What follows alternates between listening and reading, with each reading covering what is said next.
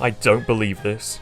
I cannot possibly believe that it has been over a decade now that we've seen the release of quite possibly my favourite Mario game of them all. How are we today, everybody? I hope you're all good. My name is Peter, and for this video, I'd like to celebrate the 10th anniversary of Super Mario Galaxy 2, the 2010 sequel to the 2007 Wii classic, Super Mario Galaxy. I know I overuse this phrase a lot, but these are some of my favourite games of all time, and seeing as it's been 10 years since the sequel came out, I wanted to reminisce a little.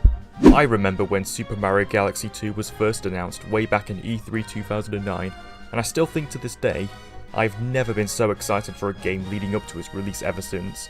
I think the hype I had for Super Smash Bros. For Wii U was one of the few occasions that even came close to matching the excitement I had for Galaxy 2. I remember waking up every morning to check the Super Mario WIKI for any news before starting school, then checking it after arriving home in the afternoon, just to see if there'd been any news since. I must have been about 10 at the time, so I didn't really know to look out for events that would potentially reveal more news, so I just prayed there'd be something new each day. When the game was finally released, I had no idea my mum had pre-ordered it beforehand, as my dumb 10-year-old self wasn't too familiar with how pre-ordering works. It came with a collectible t-shirt that's in absolutely great condition to this day, as well as a tutorial DVD that showed you how to play. While I was already a Galaxy veteran at this point, due to being massively obsessed with the original, I wanted to watch it anyway, because it was bonus content, so I figured why not. Something else I remembered about Galaxy 2's release that I thought was worth mentioning was that the UK release date, the 11th of June, coincided with when the 2010 World Cup in South Africa was starting up. Of course, everybody else around me was excited for this instead, but since I didn't care about football or sports in general, I found solace in feeling anticipation elsewhere. Anyway, let's talk a little bit about what makes this game so special to me, and to so many other fans out there. Galaxy 2 takes a more linear approach to how you progress compared to the original. Instead of each major galaxy typically having 3 separate missions, there's only really about 2 stars up for grabs in each before moving on to the next. Initially, I remember not being too sure how to feel about this, as I felt as if we didn't get enough time to explore each level to its fullest, but in hindsight, it helps make Galaxy 2 feel faster paced compared to the original, meaning all sorts of new ideas are introduced every second without overstaying their welcome. I imagine it would have been difficult to keep things fresh for as long as the game managed to pull off, something which I think is really commendable when you consider how much is on offer here. Galaxy 2 could also very well have been the starting point of Nintendo merging 3D Mario with elements of its 2D offerings. We have a world map with occasional branching paths to select galaxies from this time round, and with the more linear approach to level completion I mentioned earlier, this potentially could have paved the way for both Super Mario 3D Land on the 3DS and Super Mario 3D World on the Wii U, which, at face value, are basically designed like 2D Marios but with 3D movement thrown in. Of course, with each new Mario game, there's usually a plethora of power-ups that come alongside it. While we have returning favourites like the Fire Flower and the Bee Mushroom, Galaxy 2 introduces the Spin Drill, which allows you to dig to the other side of a planet in an instant, the Rock Mushroom, where you can shake the Wii Remote and flatten any enemies that get in the way, and quite possibly my favourite one, the Cloud Flower, where you can create up to 3 cloud platforms beneath you at a time, making you able to jump great distances. The Cloud Flower in particular sticks out to me, as it allows you to correct any jumping mistakes you may have made, to the point where I'm questioning if this idea could possibly have been considered a precursor to Cappy from Super Mario Odyssey. One of the biggest features in Galaxy 2 that the original didn't have was the inclusion of Mario's trusty steed Yoshi. Our green friend has the ability to flutter jump for extra height, as well as use his tongue to eat enemies and interact with obstacles. There is a notorious glitch where you can flutter infinitely if you get the timing down, something I remember having a lot of fun with back in the day. Yoshi himself also gets a few power-ups in the form of special fruits, which can illuminate invisible paths, make you run super fast at walls and over water, or float up the air like a balloon. I really think this game in particular is one of the most imaginative we've seen in Nintendo's long history, and if you ask me, it's no wonder why it's considered one of the greatest titles they've ever produced. It's one of the few games where I feel like there's not really any particularly dull moments. One minute you're swimming in moving bodies of water across space, then the next you're riding the winds on a cloud as you bounce on giant drums and cymbals.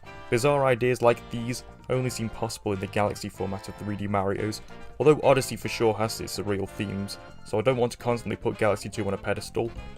I also really like how some galaxies will introduce a new mechanic, then the level is spent exploring said mechanic and showing us what can be done with it, then having a boss fight where you can put what you've learnt to the test. Spin Dig Galaxy, for example, is a good example of this in my opinion, as you gradually familiarise yourself with the drill, then use what you've learnt about it in new situations such as fighting Diggerleg.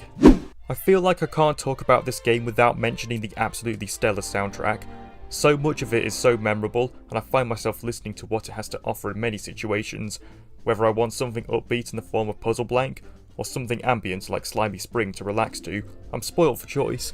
One that I specifically wanted to mention is the hub world theme of Starship Mario, which adds further instruments as you progress further into the game.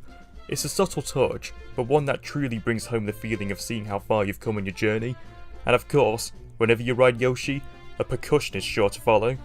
Maybe the end game where you have to grab loads of green stars hidden throughout each galaxy can be seen as a hassle to some, but I'd take that over the criteria to 100% completion in the original Galaxy, where you basically have to play the exact same game all over again but with Luigi instead, if you want to see everything the game has to offer.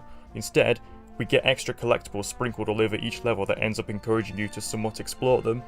After achieving that, you unlock one final challenge, the Grandmaster Galaxy.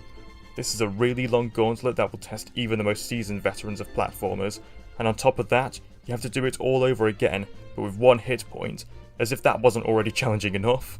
It looks like the Grandmaster Galaxy also started that trend of having a grueling final test type of level at the end of 3D Mario's as the last step to 100% completion, as we've also seen this in both 3D Land and World, as well as Odyssey. However, despite the constant praise I've been giving this game, there's definitely a few things that I thought could have been better just to make it all that more worthy of being considered a masterpiece. Firstly, whenever we get a star, we're taken back to the steering wheel of the Starship, where we have to walk over, step on the switch, then manually select the level all over again. If the purpose of the world map was to make level selection more efficient, why are we being taken back to the starting point just to do it constantly? This was especially tedious when trying to nab all the green stars, as there's so many of them that I was constantly wishing the method of level selection would be much more quick and concise to get it over and done with. Additionally, I wish we could have seen much more variety with the Bowser fights. We pretty much have 3 variations of the same fight where you defeat him in the same way. I know that 64, Odyssey and Galaxy 1 are also all guilty of this, but I think it's such a shame that we don't get more diverse fights against the King of Koopas. After all, Bowser is the main antagonist. On the other hand, at least each fight with Bowser Jr. has something different to offer each time. When I think about what one of my most wanted sequels in gaming are, I have many thoughts. From Pikmin 4 to an Okami follow-up, a Super Mario Galaxy 3 is up there with one of my biggest desires, as I feel the Switch has a lot of potential to continue it, where we can shake the Joy-Con for a spin attack like with throwing Cappy, and the game would look amazing in HD, especially after considering how much the visuals have held up for a pair of decade-old games on the Wii. Anyway, that just about does it for this video. I hope you've enjoyed some of my reminiscing. Let me know if you have any fond memories of this game in the comments below. I'd love to hear what you have to say, so let's get a discussion going. Thank you so much for watching, and until next time, see you later.